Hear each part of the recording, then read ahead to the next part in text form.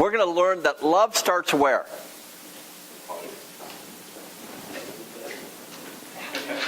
I don't know. I'm just going to give you a little hint, okay? Okay. It starts where? In you. Now, have you ever wondered how much you love yourself? Maybe too much. Okay, maybe a little too much. But sometimes, there's a passage in the Bible where Jesus is talking about love. And he talks about this. He says, love your neighbor as what? As yourself, as you love yourself. Love your neighbor as you love yourself. Now, is it okay to love yourself? In fact, it's recommended. It's recommended that you love yourself. How many of you like yourself?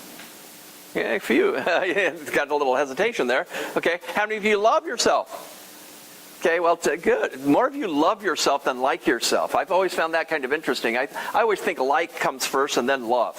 I kind of liked Cindy at first. And then, well, that sounded kind of bad, huh? But I liked her, and then I loved her, because as I got to know her, my love grew. So, a lot of people don't like themselves. And why is that, do you think? Why is it that people don't like themselves? Well, shame. Okay, shame, there's guilt, because who knows you better than you? Anybody? Yeah, God knows you better than you. But most people don't know the real you, do they? Okay, they don't know the real you. And you know why that is? We did a little series right at the beginning of our church life here together. And it's about Adam and Eve in the Garden of Eden. And you remember they hid themselves. And how did they hide themselves? They made fig leaves, right? And we always think of that in terms of the physical, covering and hiding and all that kind of thing. But we have kind of fig leaves too, don't we? We have the fig leaf of presenting myself differently than I see myself. How many of you have ever done that? How many of you, I remember when I was dating, I would go over, and Cindy lived at her parents' house, and I would go over there, and you know what?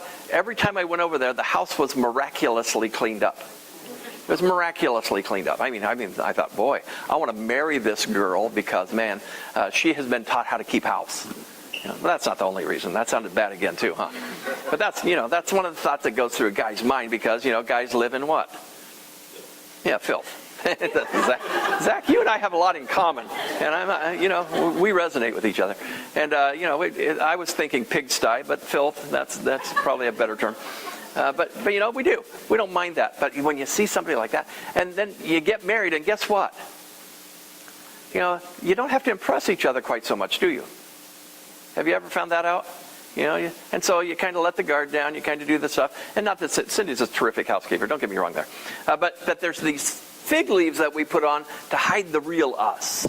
I never disclosed to her all my fears, my anxieties, my stuff like that. I didn't do that. Why didn't I do that? Because I was afraid she wouldn't love me if she knew me. And so we put on these fig leaves. Oh, I've got it all together. I'm a happy-go-lucky, all that kind of stuff. And so we have these fig leaves. Now, when it comes to loving myself, I know all of that stuff about me, don't I? I know all of that stuff. I know, maybe what a fake presentation I make. And I'm saying that, you know what I'm saying. I'm saying that for all of us. Because we make a different presentation in public than we are in private. Now, you know what integrity is? Integrity is being the same in public as you are in private.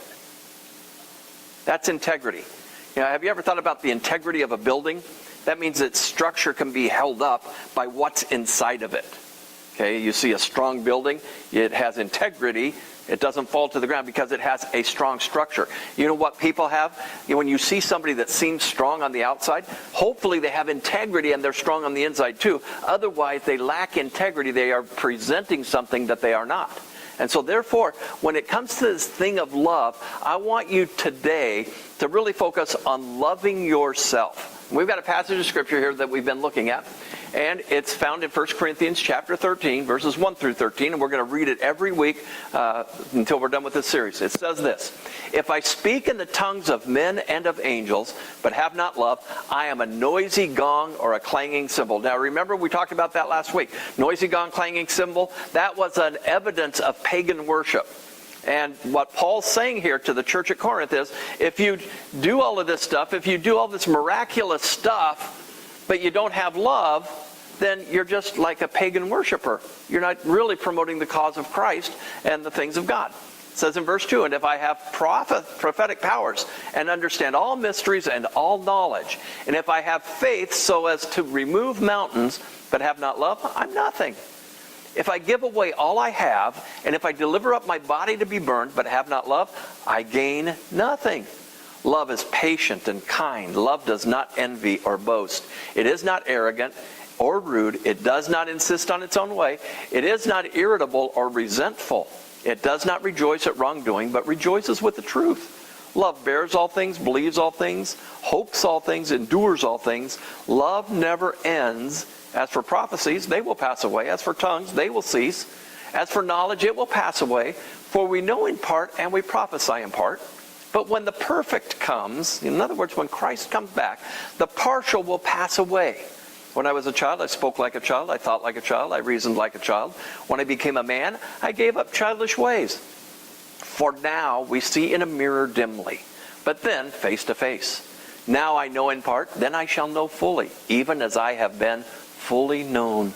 So now faith, hope, and love abide, these three, but the greatest of these is, say it together with me, love. The greatest thing that you can ever do in life is love, right? In fact, if you could, Paul's saying here, and we'll just kind of recap a little bit what we talked about last week. He says, if you had the faith to move mountains, if you could say, okay, Mount Diablo, did you see Mount Diablo this morning? Real clear, okay? If I say, okay, God, I have the faith to move Mount Diablo right over here by La Cabana, and Mount Diablo moved over there, would you think that's pretty cool? You say, wow, God's really in that, huh? That was an act of God. But Paul says, if you do that just to show off, just to point the finger at you, just to say, wow, look how powerful God is through me, he says it's meaningless. Meaningless. It doesn't do anything. In fact, Paul goes on to say, as we discovered last week, that you could have all of that stuff really and not even be a follower of Jesus Christ. You could do all those miraculous things and not even be a follower of Jesus Christ. So today, we're going to focus on a passage of Scripture, and it's found here, but it starts in verse 4. And in your outline, it's highlighted. It says this, love does not envy or boast. First, let's take a look at this. Paul gives a description of what love is. And in this description, you wonder, where did he get all of that stuff? Where did he get the list? Well, if you read previously in 1 Corinthians, you'll find out that he points out the fact that the people at Corinth are a little bit rude. They're a little bit arrogant. They're a little bit self-centered. And so he takes all of those things that they had been doing, and he says, love's not that.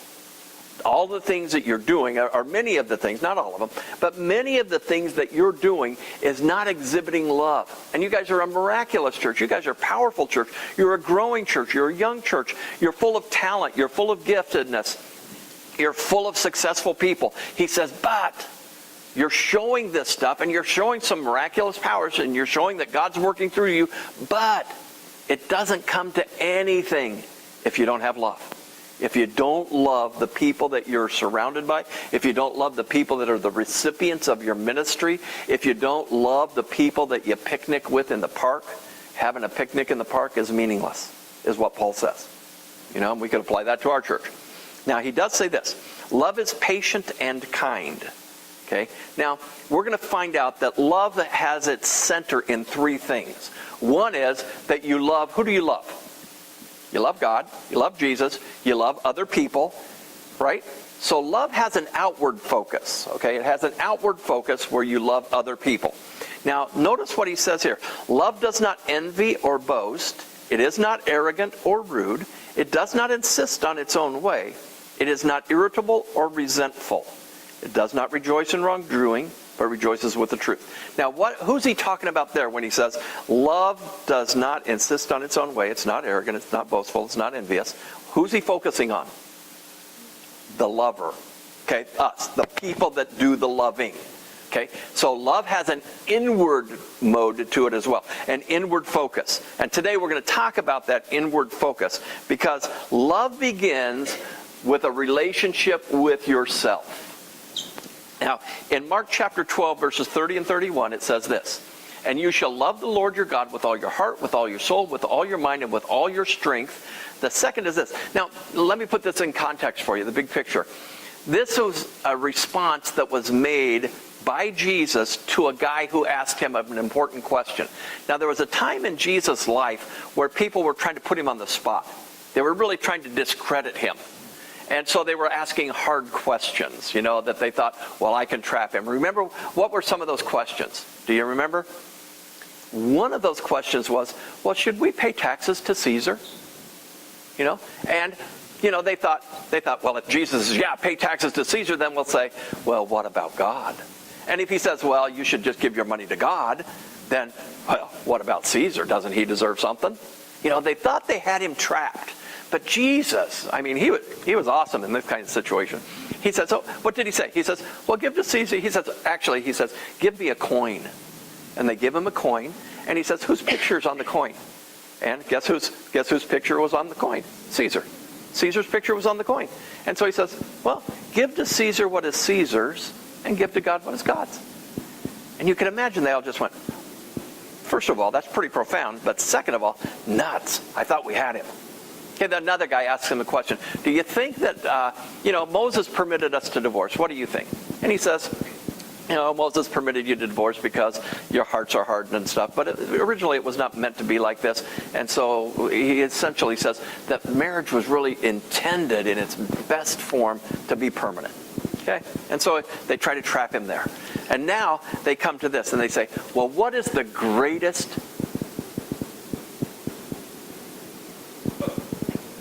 I know, my heart. Does it sound like a heart attack? Okay. Try not to listen to that. We're having a lot of trouble with our sound system today.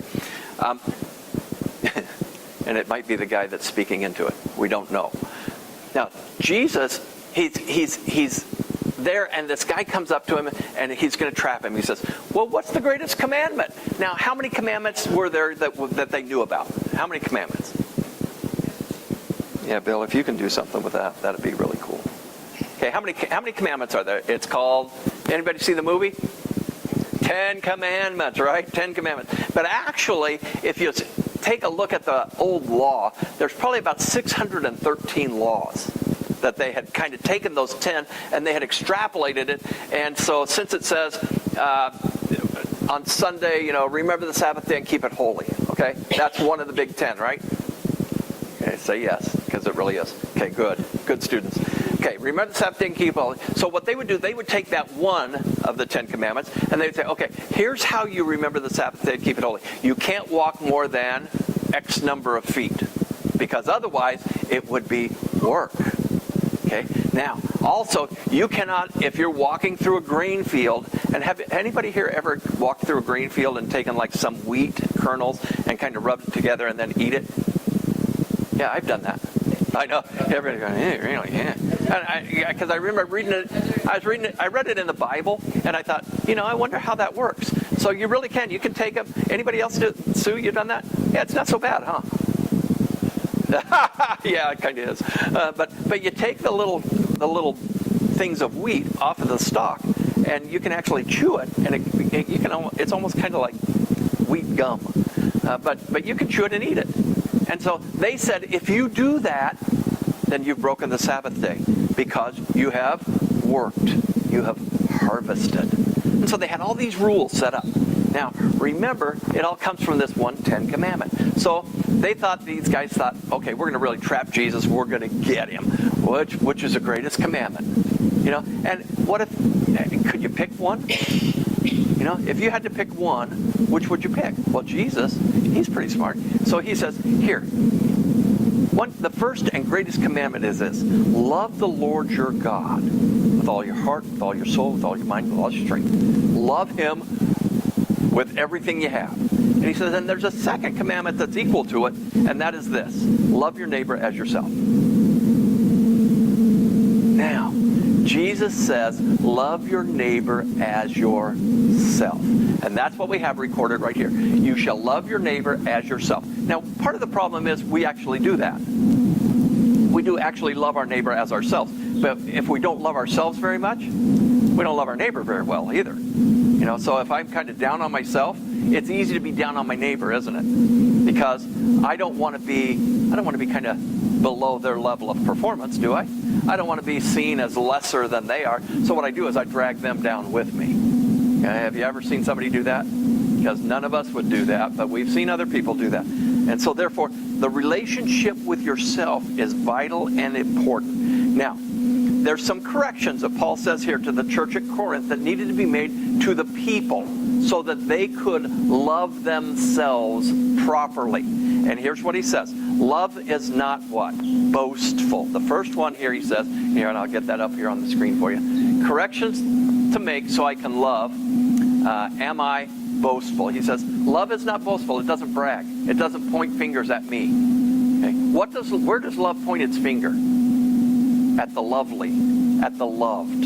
Okay? Love points its finger at other people. So when I'm trying to draw attention to and even if I said, oh, look at me, I'm a great lover of people, I've given all of this stuff to people, I've done this for them, I've done that for them, and blah, blah, blah. What would Paul say about a person like that? I'm a what? Say it together with me. Noisy gong and a clanging cymbal. Because that's what pagans are like. It's as if they don't even know God, and it's as if they haven't even regarded him in the aspect of love. He says, noisy gong, clanging cymbal, boastful. Okay? And let's evaluate ourselves a little bit about that as well. Are we that way? Do we kind of like to point the finger at us? And do we like to say, and here's one of the great fallacies of love. Love is great, and I can love you, but if you don't love me back, what do I do? Do I continue to love you? In practice, in reality, what Paul's saying here is that's the way love should be. Love should be, it doesn't seek its own. It's not self-seeking. It doesn't look for the return. And it doesn't brag about it. So if I love you and you spit on me, do I continue to love you? It's hard. It's hard, isn't it? But that's what real love is. And how do we get there? How do we get there? One of the things that we do is that we look at people and we kind of evaluate them, don't we? And we say, are they lovely enough for me to love? When I was a kid, and when I met Cindy, the question I said was, is she lovely enough for me to love? Let's be honest. Most of us do that, right? Because we have an immature love about us. And so, if it's lovely, it's easy to love. What if it's not lovely? And I'm not saying that you should marry somebody that's not lovely, that you don't have some compassion and so that forth. But we are called to love all people all the time. Okay? All people all the time. And there's three things that you need to really get in order to have proper relationships with people. One is, God's called us to love everybody all the time, no matter what. Hard task to do, correct? It's simple, to get. I love all people all the time. Very difficult task to actually do. Now, why is that? Because there are some people that are just not lovely, right? Some people are just mean and nasty, and they're just, let's be honest, they're hard to love. Now, that's because we think people should receive what they deserve, correct? And if you're mean and nasty, what do you deserve?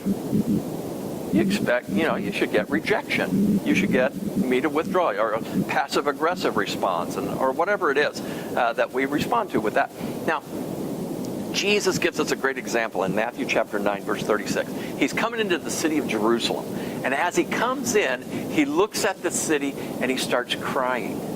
He starts crying. He's overcome with emotion. And this emotion springs from, and in verse 36 he says it. He says, I see people, it says, Matthew records it, says, he saw the people and had compassion for them. Had compassion for them. Because they were lost. They were helpless. They were sheep without a shepherd.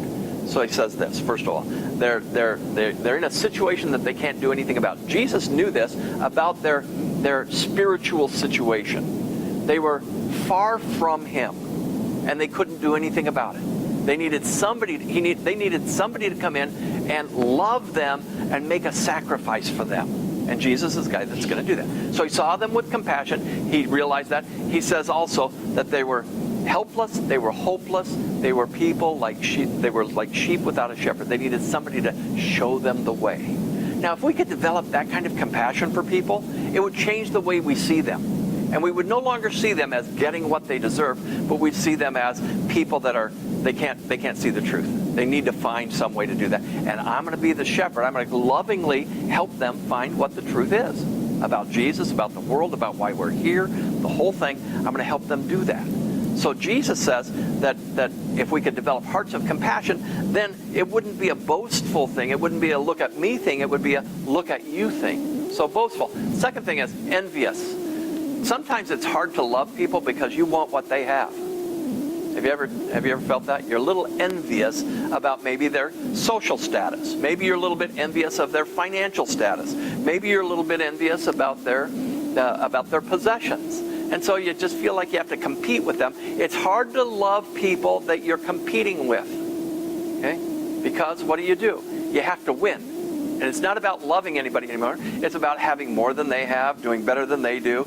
And so therefore, if somebody gets a promotion at work and you don't, oh man, that's no good. How come I didn't get it? What about me? And so we become envious. Love doesn't envy. Okay? Another thing, love is not prideful. Okay? It's not proud. It doesn't point to itself. Again, pride and boastfulness. Boastfulness is the thing that happens because I'm proud. I'm proud of who I am. And I look at myself. Okay? We need to hurry here. Okay? Love isn't rude. Okay. Have you ever noticed? I always use this as an example of rude. I remember when I was a young pastor, there was this little girl. She was probably about, 10 or 12 years old. And she came up to me after church one day and she goes, "Pastor Mike, I need to tell you something." And I thought, oh, what a sweet little girl. She's gonna be nice to me. And she says, "I need to tell you that you're really boring." And that was when I was much younger. My response was, you don't need to know my response. But you're dying to know, huh? How many want to know what the response was? Don't do this at home. In fact, don't do this at church. I said, well, gee, and I called her by name. I said, well, gee, thank you for telling me that, but you're really rude.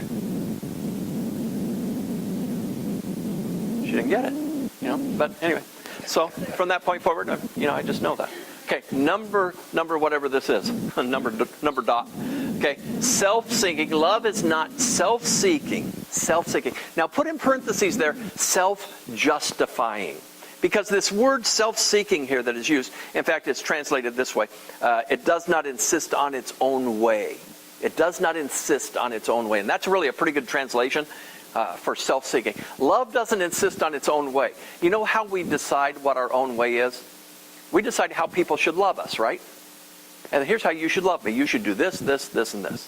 I counsel with people every now and then, and it's amazing to me the number of times I'll counsel with couples, and they'll say, well, they don't do this, and they don't do this. He doesn't do this, she doesn't do this, and and it's all about how they want them to love them. Okay? Now, love says this. Love says, I love you no matter what, no matter how you treat me, no matter what. Because what this self-seeking, self-justifying thing is, and the way it says it here in the English Standard Version is that it doesn't insist on its own way, is that I become self-justifying in love. Okay? If I tell God, I'll love you if, I'll love you when, I'll love you in these conditions, what we're saying is, God, I'm going to be bigger than you are. I'm going to do this, and I want to feel good about me. And so therefore, it becomes this self-justifying thing, and it goes deeper than that, because this self-justifying thing is, I'm telling God what should be pleasing to Him. And so therefore, I'm telling God what our relationship is all about, instead of Him telling me. And so I'm no longer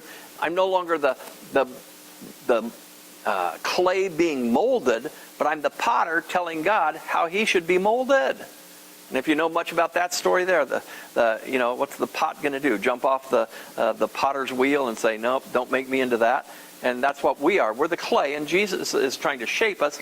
And so this self-justifying thing becomes really, really something that affects the way we see other people. Okay? And the way we love them, the way we're loved by God, is a self-justifying thing. And I've got something here that I want to read to you. Here it is. Okay. I don't know where it is, though. So, okay. Love doesn't say this. Love doesn't say, I can get my own stuff. Okay? And that's what this self-justifying, self-seeking, insisting on its own way. I get my own stuff.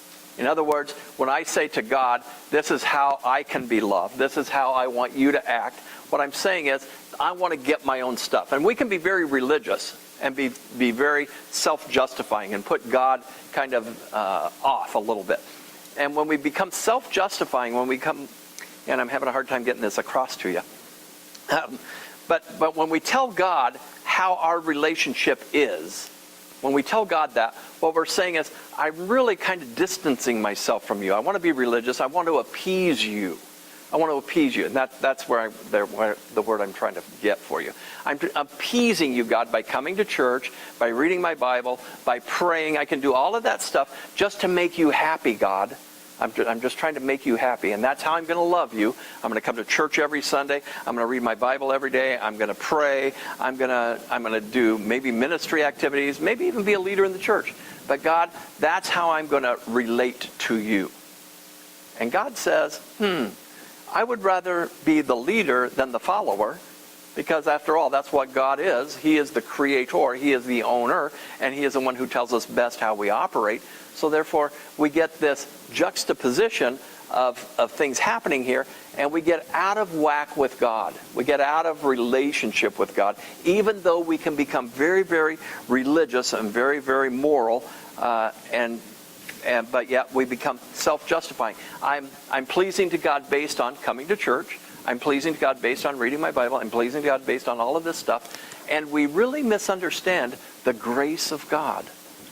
The grace of God is what gives us at all a chance to be in relationship with him. Now, self-justification is an attempt to really prove that I am something. Okay? When I tell people how to love me, when I tell people what I'm about, when I become all this boastful, proud, arrogant, all that stuff, that's self-justifying, and it tells people I'm really something. Have you ever wondered why people work so much? You know, why people work so much, work so hard? Because they're waiting for somebody to pat them on the back a lot of times. You know, sometimes it's just that we do it. But sometimes we're waiting for somebody to pat us on the back and say, man, you're really a hard worker. You're really good at this. You know, and then you know what your boss does after that? Then they take advantage of you. Okay? And they tell you that stuff to keep you doing all this stuff because it makes them look good. And so this thing of that, working so hard. Have you ever wondered why people have this body image thing today? I mean, it's really big. Especially, you know, I've noticed it when I go to Southern California. You go to the beach, you know, you don't see anybody like me with their shirt off. No, you know, you see these guys out there that have worked out, you know, and so they're in much better shape than I am. So I always just say, oh, they're using steroids.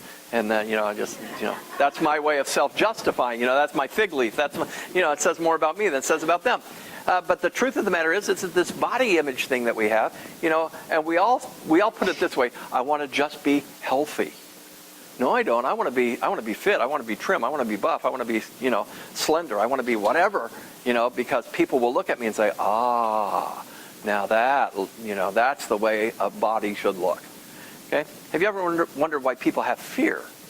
Why do people have fear? You know, because I'm afraid of, and at the essence of fear, you know, there's some legitimate fear. You know, like when I get to the edge of the Grand Canyon, I have some fear. I do. I'm kind of a freak about heights. You know, I don't like heights. You know, and it's really not the height that bothers me; it's the falling. You know, that I'm really kind of apprehensive about. But you get near the edge of the Grand Canyon, and there's healthy fear, isn't there? There's healthy fear that says, hey, you're in danger. But there's another kind of fear that says, I'm fearful that somebody won't love me. And at our irrational fears, that's the root of much of our irrational fear, is that I'm afraid that if I get up in front of people and talk, and I do a poor job, then people are going to say, what a poor job you did. You must be a buffoon. You don't know what you're doing. And they won't love me. Or at least they won't act like they love me. Somebody might even get up and say, you know, Pastor Mike, you're boring. You know, that's happened. But our irrational fears many times are encompassed by the fact that people are going to reject me, and when they reject me, they're not going to love me. Well, how do I know if I am a self-justifier? And that's really what we want to find out. And that's really what Paul's saying here. These people here, when you brag about yourself, when you're envious of what other people say, when you're proud, when you're rude, when you're self-seeking, what you're really trying to do is show people that you're something when you're fearful that you're not. So you're putting on this image and you're trying to make yourself look good. Self-justifying. And so how do I know if I am self-justifying? Here, let's ask the question. Well, let's not. Okay, how do I know if I'm a self-justifier? And you might say, well, gosh, I don't know. Well, it's found here in this verse in 1 Corinthians chapter 13. Because it says this. It says, it does not rejoice in wrongdoing. Okay, it is not. Notice what it says. It does not insist on its own way. There in verse number 5. It does not insist on its own way. It's not a self-justifier. Okay. It is not irritable or resentful. Some translations phrase that as it is not easily angered. You know what? When you're easily, now there's a reason for anger. Let's be clear about what the Bible says about anger. It never says never be angry. Okay? It never says that. The Bible doesn't say don't be angry. In fact, there's a passage where Paul speaks and he says, be angry but sin not. Be angry but don't sin. Okay? Don't be stupidly angry. Okay? Don't be angry to the point that you're irrational. Okay, he says there's some things to be angry about. And what do we get angry about? When we're discounted, when we're rejected, when we are not loved. That creates anger within us, right? Because we think we deserve something and we're not getting it. So we're not easily angered, is what he says. He says, don't. So there's some legitimate anger. In fact, was Jesus ever angry? When was he angry? Okay, in the temple. Man, in the temple, he goes in there, and what are these guys doing? They're abusing the church. You know, we could put it in that term. They're in the temple and they're making money. Okay, they're gouging people. People had to come to the temple in order to make sacrifices, and these guys said, "Hey, I know a way to make a quick buck. I'll go sell the sacrifice materials at a huge profit because at this time of year, it's easy to do." Okay. Have you ever noticed when you go places and when you buy stuff, seasonally, sometimes the prices rise and they fall? Anybody ever buy gas? Okay, there you go. They rise and they fall, and there are times where the gas companies can say, oh, we can gouge a few more cents a gallon here because a refinery shut down, you know, just yesterday. But all of a sudden the gas that's in the tanks already, we're going to raise the price on that. And I've never figured that out yet either. But they do that. And so that's what's happening in the temple. They said, oh, these people need this stuff in order to make sacrifice. Let's gouge them because now is sacrifice season. And so Jesus comes in there and he says, oh, man, this is not cool. You guys ought not to be doing this. And so what did he do? He turned over their tables. He made a whip out of some cords, and he starts whipping these guys. Was he angry? Yeah, but what was he angry at? Angry at the people? We, in our human thinking, will associate that. He's angry at the people. He's angry at the people. So he's making a fuss about the people. He wasn't angry at the people. What he was angry at was the way they thought. The way they thought. And he knew that there's this enemy in the world, and his name is Satan, who had caused them to become selfish, and that's the root of sin, be selfish, and take advantage of other people for their own personal gain. So therefore, he's angry at the sin of the world. He's angry at that stuff. And he wants it to be very pronounced, and so he makes a pretty big deal about it. Now, we ought to be angry at the same things that God is angry at. We ought to be angry at injustice. Okay? We ought to be angry at injustice. When there are children in this world who are abducted and taken from their families, from their homeland, taken to continents away, and then subjugated to the slavery of prostitution, we ought to be angry about that. Angry. And we ought to make a cord of whips, and we ought to whip some folks. But we ought to whip them for the sake that they can repent from what they've done. Okay? So that they can see the error of their ways. So let's not get too high and mighty here, because most of us in this room probably ought to be whipped too. Okay, don't you think? I've done enough bad stuff. I should be whipped. And I've done probably more stuff than you have. So, now, but here's the point. Not that we are angry, because there's a proper anger, but are we easily angered? When somebody snubs us, do we get easily angered? Does that make us mad? If I remember a lady sang in a church that I was a pastor of one time, and she got miffed and she quit coming to church. And lo and behold, I find out like 2 years later, the reason she was miffed and didn't come to church was because she sang a song in church and I didn't tell her what a beautiful job she did. So all of you that sang this morning, you did a beautiful job. Come back next week. But sometimes am I easily angered? Am I a self-justifier? Do I sing in church so that I can have somebody say, oh, what a great job you did, and so that I can feel good about myself, and so that I can kind of focus on me, self-justifying, making myself worth something? Or do I trust God? And that's really what we want to do. We want to talk about how do I get that relationship with myself? Okay, we have to have a good relationship with myself, and we can't be easily angered, we can't be envious, we can't be any of that stuff. So how do I get there with me and not have to make people really love me and make myself put myself out there to really be seen? Well, here it is. We need to allow God's grace to flow through us. God's grace. Now, why are you forgiven? Okay, if you're a follower of Jesus Christ, I'll ask you a question. Why are you forgiven? Now here, let me say one thing. A lot of people really dislike organized religion. How many people here dislike? I dislike organized religion. Okay, anybody else dislike organized religion? Here, let's all raise our hands. Because when I say organized religion, what I'm talking about is this self-justifying way of looking good to God. Okay, where there's rules, where there's regulations, where there's other people looking to make sure that you're performing. Okay? Now, I believe in accountability, don't get me wrong.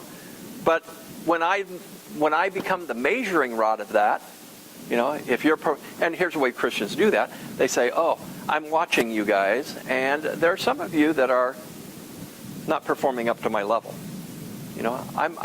How do we view proper Christianity? How should people behave?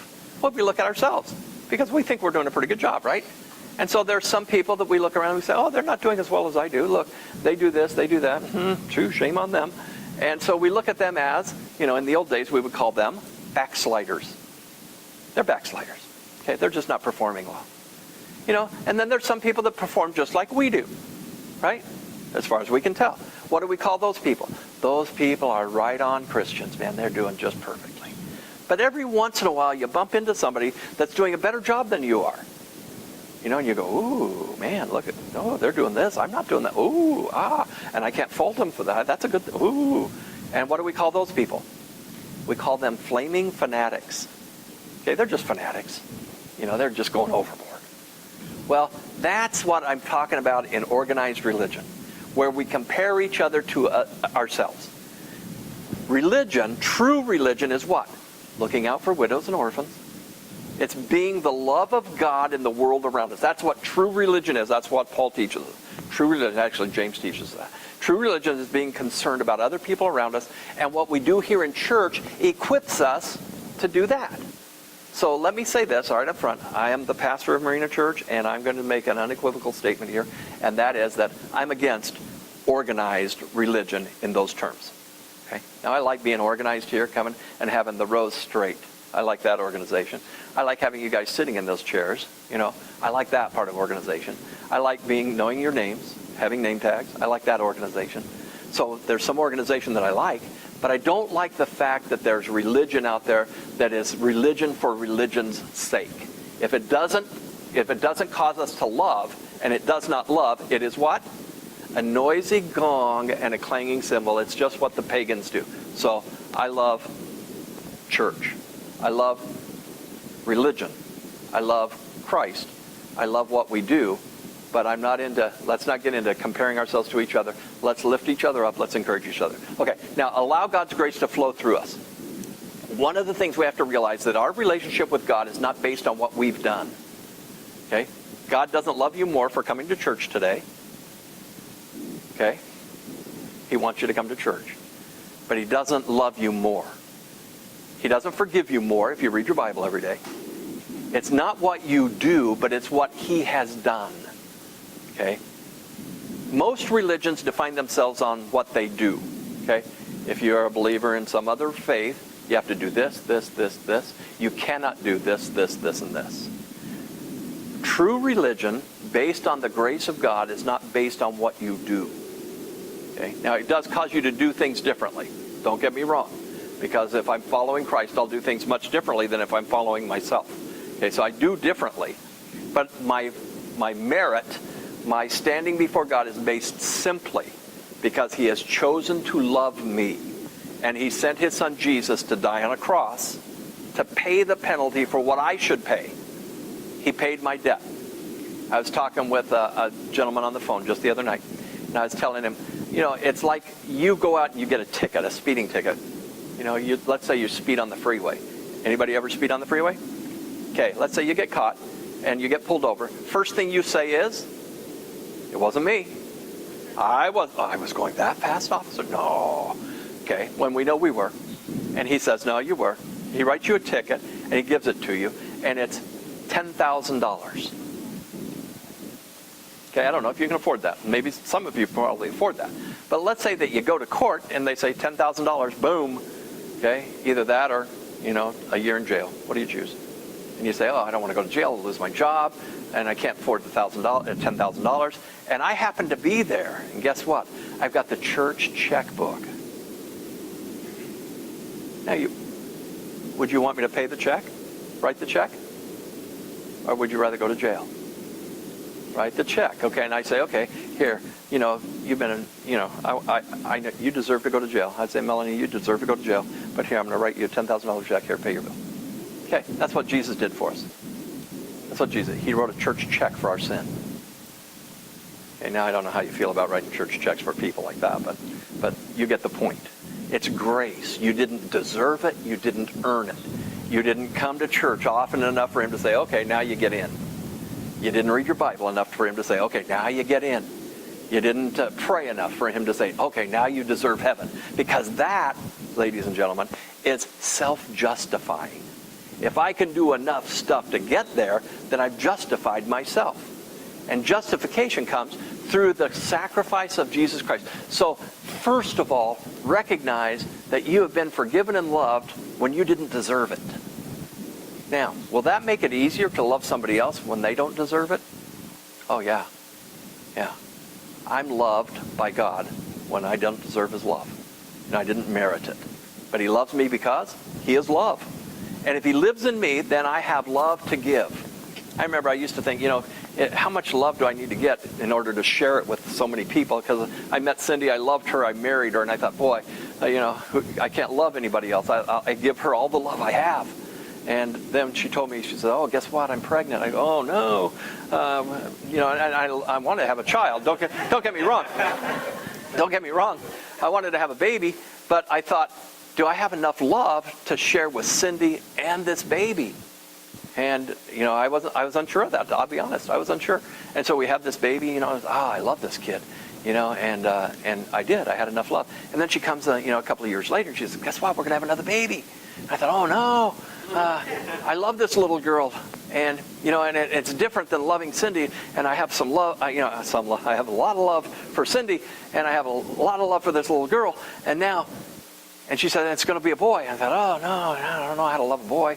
I got so much love for Jenny, and oh, no, what are we going to do now? And so have Jared, and boom, I've got this multiplication of love. My point is this. My point is that when we experience the love of God, it multiplies in loving other people. When we let it. When we see people as lost and dying sheep without a shepherd, okay, when we see them that way, and when we realize that we have been loved when we did not deserve it. So let us practice who God is by loving other people who do not deserve it.